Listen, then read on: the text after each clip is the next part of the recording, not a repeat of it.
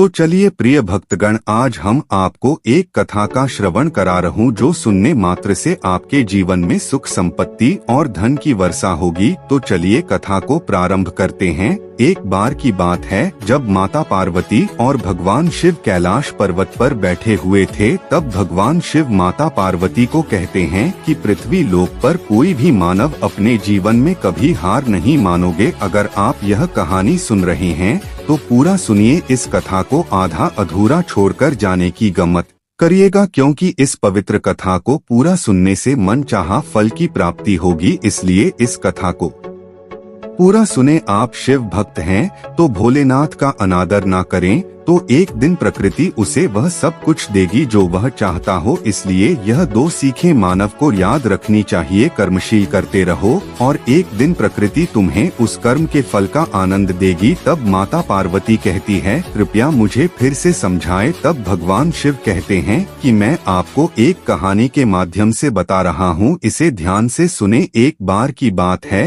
एक गाँव में एक बहुत ही उदार दयालु संत रहते थे। एक दिन उसके पास एक बहुत ही लाचार और दुखी व्यक्ति आया और बोला, हे गुरुदेव, मैं अपने जीवन से बहुत ही दुखी हूँ। मैं चाहता हूँ कि मेरा परिवार खुश रहे, पर मैं उनके लिए कुछ अच्छा करने में असमर्थ हूँ। मैं उन्हें 2 वक्त का खाना तक नहीं खिला सकता और न ही मैं अपनी इच्छा के लिए कुछ कर पा रहा हूँ। कभी कभी मेरे मन में ऐसे ख्याल आते हैं कि मैं खुद को खत्म कर दूं। हे गुरुदेव, आप इतनी भगवान शिव की साधना करते हैं, इतनी तपस्या करते हैं, क्या आप मुझे ऐसा कोई मार्ग दिखा सकते हैं? एक बार की बात है, एक गांव में एक बहुत ही उदार दयालु संत रहते थे।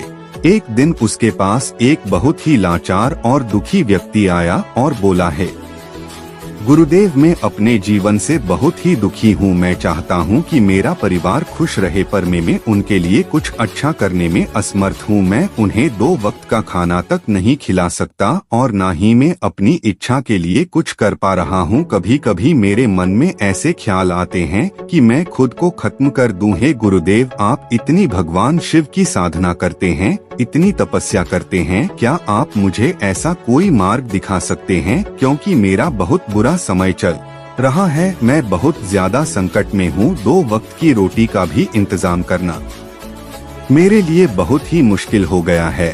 और अब आप ही बताइए गुरुदेव कि ऐसे समय में मैं जिंदा रहूं तो कैसे रहूं और कैसे अपना परिवार चलाऊं, कैसे उन्हें खुश रखूं और मैं अपनी कठिनाइयों से बाहर निकल सकूं। हे गुरुदेव, कृपया करके मुझे कोई साधारण सा तरीका बताने की कृपया करें ताकि मैं आसानी से समझ सकूं, क्योंकि गुरुदेव मैं पढ़ा लिखा नहीं हूं। अगर आप बड़ी बड़ी बातें करेंगे तो मुझे समझ में नहीं आएगा। इसे सुनकर वह संत मुस्कुराते हुए कहते हैं कि क्या तुम मेरा एक काम कर सकते हो? यह सुनकर उस व्यक्ति ने कहा कि बिल्कुल गुरुदेव, आप मुझे बताइए कि क्या काम करना है। तभी वह संत सामने की ओर इशारा करते हुए कहते हैं कि उस ऊंची पहाड़ी पर एक कुटिया है और उस कुटिया के पास चींटियों का एक घर है जहां हजारों चींटियां रहती हैं और वह चींटियां उस कुटिया की जमीन को खराब कर देती, उस मिट्टी की उपजाऊ शक्ति को खत्म कर देती, या कोई भी घास पनप नहीं पाती। तुम मेरा यह जिसके कारण वहां पर कोई भी पेड़ पौध काम करो, उसके बाद में तुम्हें तुम्हारे सवालों का जवाब दूंगा। तुम्हें 7 दिन तक रोज उस पहाड़ी पर जाना है और उन चींटियों के घर को तौर कर तहस नहस कर देना।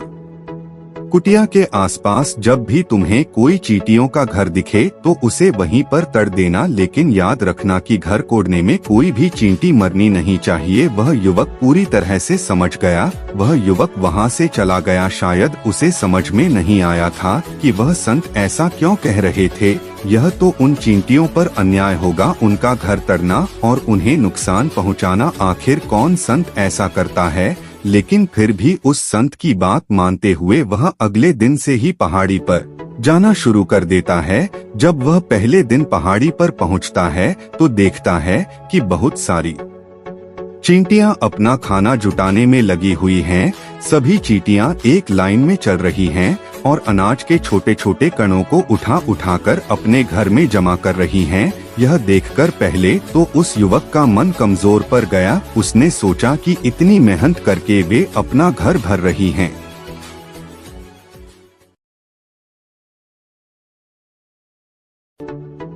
और मैं इनके घर को तबाह कर दूंगा तो इनको कितना बुरा लगेगा। लेकिन फिर उसे संत की बात याद आ जाती है और वह उनके घर को तड़ना शुरू कर देता है। चींटियों में हाहाकार मच गया। चींटियां इधर उधर भागने लगी। अभी तक जो चींटियां कतार में चल रही थी वह अब बिखर चुकी थी और इधर उधर अपनी जान बचाने के लिए भाग रही थी। थोड़ी ही देर में घर टूट गया और सारी चींटियां इधर उधर छुपने के लिए भाग चुकी थी। यह करने के बाद वह युवक दुखी मन से वापस अपने घर को लौट गया। उसका मन बहुत परेशान और दुखी था। फिर रात में वह अपने बिस्तर पर लेटे लेटे सोचने लगा कि अब तो उन चींटियों का घर तबाह हो चुका है, अब उसको वहां वापस जाने से क्या फर्क पड़ेगा, क्योंकि चींटियों का घर तौर कर तहस नहस करने के लिए संत ने कहा था जो मैंने कर दिया है। लेकिन फिर उसने सोचा और अगले दिन फिर वहां जाने का निश्चय किया और अगले दिन सुबह उठकर वहां पहुंच गया। उसने उसी जगह पर पहुंचकर देखा कि चींटियों ने फिर से अपना घर वहीं बना लिया था और अब वह फिर से अपने घर के लिए सामान इकट्ठा करने में जुटी हुई थी। उस आदमी को देखकर लगा कि यह चींटियां कितनी मूर्ख है। इनको पता है कि कल ही इनका घर इसी जगह पर तबाह किया गया था और फिर उसी जगह पर इन्होंने अपना नया घर बना लिया। यह सोचकर वो आदमी हंसने लगा। लेकिन फिर से संत की बात याद करते हुए उसने उन चींटियों का घर फिर से तबाह करना शुरू कर दिया। फिर से उन चींटियों में हलचल मच गई और थोड़ी देर में वह चींटियां इधर उधर अपनी जान बचाने के लिए भागने लगी। कुछ ही देर में उनका घर फिर से नष्ट हो गया और अब वह युवक थोड़ा संतुष्ट महसूस कर रहा था। इस बार मैंने उस घर को बिल्कुल अच्छी तरह से बर्बाद कर दिया है।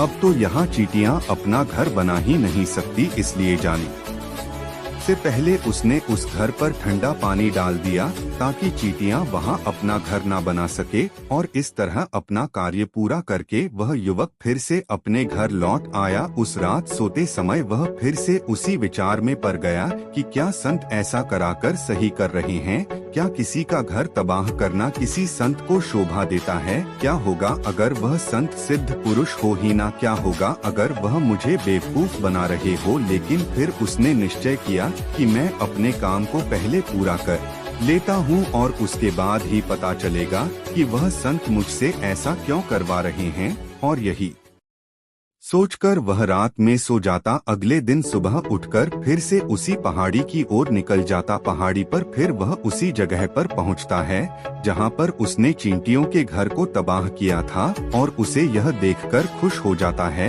कि वहां पर कोई भी घर नहीं था। सारी चींटियां वहां से भाग चुकी थी। अब उसने समझा कि मुझे रोज यहां जाने की आवश्यकता नहीं है, क्योंकि चींटियों ने तो अपना घर बदल लिया है और संत ने मुझे 7 दिन के लिए बोला था, लेकिन आज तो तीसरा ही दिन। अब बाकी के 4 दिन वापस आने की क्या जरूरत नहीं है। और इसी सोच में उसने निर्णय किया कि अब वह सीधे संत के पास जाएगा और उन्हें सभी बातें बता देगा। जब वह वापस उस पहाड़ी से संत की ओर बढ़ने लगा तब उसकी नजर एक और घर पर पड़ी जो कि चींटियों ने ही बनाया था और अब वह चींटियां नए घर में बस गई थी। यह नया घर उनके पुराने घर से थोड़ी ही दूरी पर था और जब उसकी नजर उस घर पर पड़ी तो उसने सोचा कि शायद गुरुदेव को पता था कि यह अपना घर यहाँ से बदलकर किसी दूसरी जगह पर बना लेंगे, इसीलिए उन्होंने मुझे 7 दिन आने के ये कहा। और यह विचार करके वो उनका नया घर ढूंढने के लिए पहुंच जाता। जब वह वहां पहुंचता है तो देखता है कि चींटियां उसी तरह अपने कार्य में लगी हुई थी। वह अपने लिए खाना इकट्ठा कर रही थी और अपने घर में जमा करती जा रही और उनका टूटा हुआ जो पुराना घर था वहां अनाज के कुछ कण थे तो चींटियां वहां से भी अनाज इकट्ठा करके वापस अपने नए घर में ला रही थी। अब यहाँ पर फिर से उस युवक का मन थोड़ा कमजोर पड़ गया, क्योंकि वह खुद भी कमजोर था, खुद भी वक्त का मारा हुआ था। इसलिए उसके मन में उन चींटियों के प्रति दया का भाव उत्पन्न हो रहा था। उनके ऊपर उसे दया आ रही थी। वह चाहता था कि चींटियों की वह मदद करें, लेकिन वह उल्टा उनको नुकसान पहुंचा रहा था। उसने संत की बात को याद करते हुए उसने फिर से उस घर कोड़ने का निश्चय किया और उसने इस बार बड़ी ही सावधानी के साथ बिना किसी चींटी को कोई नुकसान पहुंचाए उसने घर तड़ना शुरू कर दिया। उसे इस बार वक्त थोड़ा ज्यादा लगा क्योंकि किसी भी चींटी को नुकसान न पहुंचाने की शर्त संत ने पहले रखी थी, इसीलिए उसको बड़ी सावधानी के साथ उन घर को तड़ दिया। और उस घर कोड़ने के बाद वह इस बार पहले से भी ज्यादा दुखी था क्योंकि उसने उनका नया घर भी तड़ दिया। वो उन चींटियों को बसने ही नहीं दे रहा था। अब वह अपने आप को शैतान समझने लगा, लेकिन फिर भी उस संत की बात को मानते हुए वह अपने घर पर दुखी मन से वापस आ गया। रात में सोने से पहले एक बार उसने फिर से सोचा कि मैं कितना बड़ा शैतान हूँ, कितना बड़ा दानव हूँ। पुराना घर तो छोड़ो, उनका नया घर भी तड़ दिया। मैं उन चींटियों को कहीं भी बसने ही नहीं दे रहा हूँ। वो चींट मेरे बारे में क्या सोचती होंगी, वो कितनी धुतकारती होगी। लेकिन फिर भी उसने अगले दिन जाने का निश्चय किया और अगले दिन सुबह सुबह वह फिर से वहाँ पहुंच गया। वह यह देखकर फिर से आश्चर्यचकित रह गया। इस बार चींटियों ने एक और नई जगह पर अपना घर बनाया। वह पहले से भी ज्यादा ऊर्जा के साथ काम कर रही थी और उन्होंने एक रात में ही पहले से भी बड़ा घर बना दिया और अब वह फिर से अपना अनाज इकट्ठा करने में लगी हुई थी। यह देखकर वह आदमी सोचने लगा कि यह चींटियां किस मिट्टी की बनी में बार बार यहाँ से भगाने की कोशिश कर रहा हूँ और यह यहीं पर अपना घर बना लेती है। क्या इनको पता नहीं है कि मैं इन्हें यहाँ पर कभी भी बसने नहीं दूंगा। बड़ी ताज्जुब की बात है कि यह चींटियां दिखने में इतनी छोटी है, लेकिन फिर भी यह मुझसे हार नहीं मान रही और इस बार उसने गुस्से में उस घर को तड़ना शुरू कर दिया। लेकिन इस बार तौते समय उसके पैरों तले कुचलकर कुछ चींटियों की मौत हो गई और कुचलने के बाद जब वह अपने अहंकार से बाहर आया तो उसने देखा कि गुस्से में उसने उन चींटियों को कितनी क्षति पहुंचा दी है। उसका मन पश्चाताप से भर गया और वह रोते हुए अपने घर की तरफ बढ़ गया। रात में सोते वक्त उसने सोचा कि मैं उन चींटियों पर बहुत अत्याचार कर रहा हूँ, अब उन पर ज्यादा अत्याचार में नहीं कर पाऊंगा। और यही सोचकर वह अगले दिन उन चींटियों के लिए अपने घर से थोड़ा आटा लेकर उसी पहाड़ी पर पहुंचा।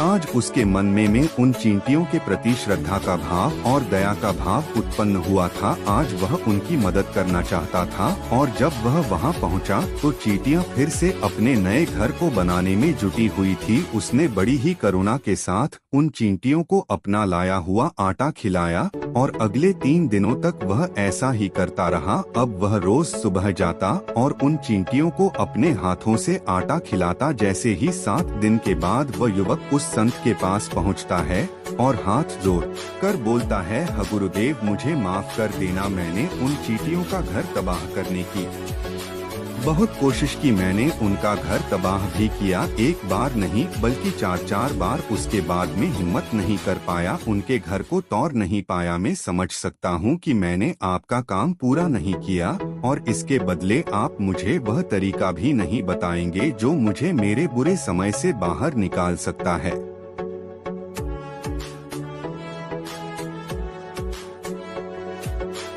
लेकिन मुझे इसका कोई खेद नहीं। मुझे लगता कि मैंने जो किया वह सही था, इसलिए मैं वापस जा रहा हूँ। कृपया मुझे मेरे घर जाने की अनुमति दीजिए। यह सुनकर वह संत मुस्कुराते हुए कहते हैं, ठीक है चले जाना, पर पहले थोड़ा जलपान तो कर लो। ठहरो थोड़ी देर फिर चले जाना। और इसके बाद संत उस युवक के लिए पानी लेकर आते हैं। पानी पिलाने के बाद संत उस युवक से पूछते हैं, तुम मुझे बताओ, तुमने उन छोटी चींटियों का घर तोड़ कर तबाह क्यों नहीं किया? वह तो बहुत छोटी है और तुम इतने बड़े हो, फिर भी तुमने उन्हें तबाह नहीं किया। इस पर युवक ने कहा है, गुरुदेव मैंने उन छोटी चींटियों का घर तबाह कर दिया था और कई बार किया था। एक बार तो मैंने अपने गुस्से में उन चींटियों को हानि भी पहुंचा दी थी, लेकिन जिस दिन मैंने उनको हानि पहुंचाई उसी दिन मुझे लगा कि मैं इनको क्यों हानि पहुंचा रहा हूं, क्यों इनको इतनी तकलीफ दे रहा हूं, और उसी दिन से मैंने उनको क्षति पहुंचाने की बजाय उनकी सहायता करनी शुरू कर दी। यह सुनकर संत ने कहा कि यही तो सीखने की बात है। एक छोटी चींटी हमें जीवन का संदेश देती, मैंने तुम्हें उन चींटियों का घर तबाह करने के लिए नहीं भेजा था, मैंने तुम्हें इसलिए भेजा था ताकि तुम वहाँ कुछ सीख सको। तुम मुझे बता सकते हो कि तुमने वहाँ से क्या सीखा? जब उस युवक ने यह सुना, उसने पूरी कहानी सुनाई। पूरी कहानी सुनने के बाद वह संत मुस्कुराते हुए बोले, बेटे, पहली सीख जो उन चींटियों से मिली है वह यह थी कि तुमने उनके घर को कितनी बाढ़ने का प्रयास किया, कितनी बार कोशिश की, फिर भी उनका घर तबाह हो जाए, पर उन्होंने हर बार अपना नया घर बना लिया। उन्होंने कभी भी हार नहीं मानी। अगर उन्होंने हार मान ली होती तो वह चींटियां तो वे अपना नया घर नहीं बना पाती, और हम मनुष्य तभी टूट जाते हैं जब हम हार मान लेते हैं और फिर जीवन में प्रयास ही नहीं करते। और कुछ लोग तो अपनी जिंदगी को खत्म करने पर उतारू हो जाते, लेकिन जानवरों में तुमने देखा होगा कि वह अपना जीवन स्वयं से कभी खत्म नहीं करती है।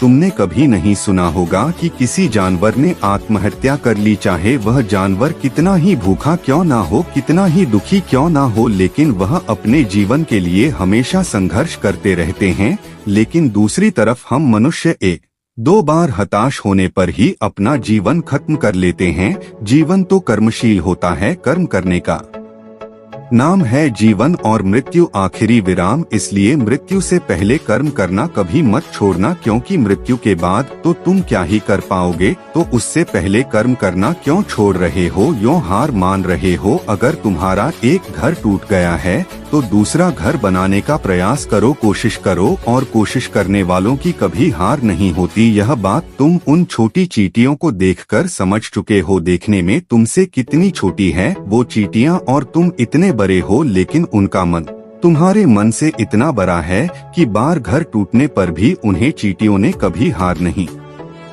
मानी थी। दूसरी सीख यह थी कि जब भी हमारे ऊपर बुरा समय आता है, हमें लगता है कि यह समय कभी नहीं जाएगा, यह समय मेरे जीवन को बर्बाद कर देगा, मुझे कभी जीने नहीं देगा, और अपने इन विचारों से जिनका कोई अस्तित्व नहीं है, वह सिर्फ विचार है, और वही विचार हमारे मन को दुखी कर देते हैं। इसीलिए हम प्रयास करना भी छोड़ देते हैं। लेकिन सोचो, हमें बार बार प्रकृति से नुकसान होता है, लेकिन हमें यह भी देखना चाहिए कि इसका अंत कब तक होगा। हम अगर बार बार नए प्रयासों का आदान प्रदान करते रहेंगे तो प्रकृति भी हमारा साथ देगी। एक दिन वह हमारे लिए दया से भर जाएगी और हमें सब कुछ देने को तैयार हो जाएगी, जिसका हमने कभी सोचा भी नहीं था। तुमने देखा है कि तुमने पहले वह चींटियों को हानि पहुंचाने के लिए क्या क्या किया, परंतु बाद में तुमने उन्हें खाना खिलाया और उनकी मदद की। क्या यह इसलिए हुआ क्योंकि तुमने देखा कि वे कभी हार नहीं मानती थी?